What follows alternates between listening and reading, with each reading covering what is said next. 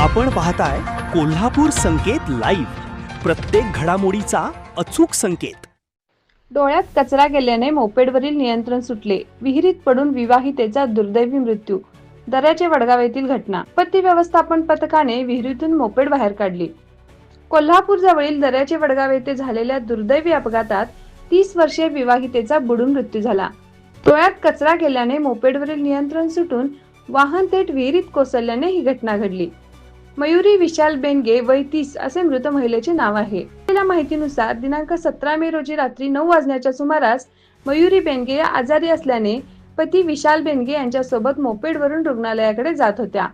दरम्यान प्रवासादरम्यान अचानक त्यांच्या डोळ्यात कचरा गेल्याने मोपेडवरील नियंत्रण सुटले आणि वाहन रस्त्यालगत असलेल्या विहिरीत जाऊन पडले। या अपघातात मयुरी बेनगे यांचा दुर्दैवी मृत्यू झाला, तर पती विशाल बेनगे हे थोडक्यात बचावले। दरम्यान आज दिनांक 19 मे रोजी दुपारी सुमारे 3 वाजण्याच्या सुमारास आपत्ती व्यवस्थापन पथकाने विहिरीत पडलेली मोपेड दोरीच्या साहाय्याने पाण्याबाहेर काढून पोलिसांच्या स्वाधीन केली। या मोहिमेत कृष्णात सोरटे, शुभम हाडगुत, अविनाश सरापले, साहिल कोळी, आदित्य कांबळे, रोहित जाधव आणि सुदेश चव्हाण यांनी मोलाची कामगिरी बजावली। संपूर्ण महाराष्ट्रातील वेगवान घडामोडी व बातम्यांसाठी कोल्हापूर संकेत लाईव्ह न्यूजला सबस्क्राईब करा आणि बेल आयकॉन प्रेस करा।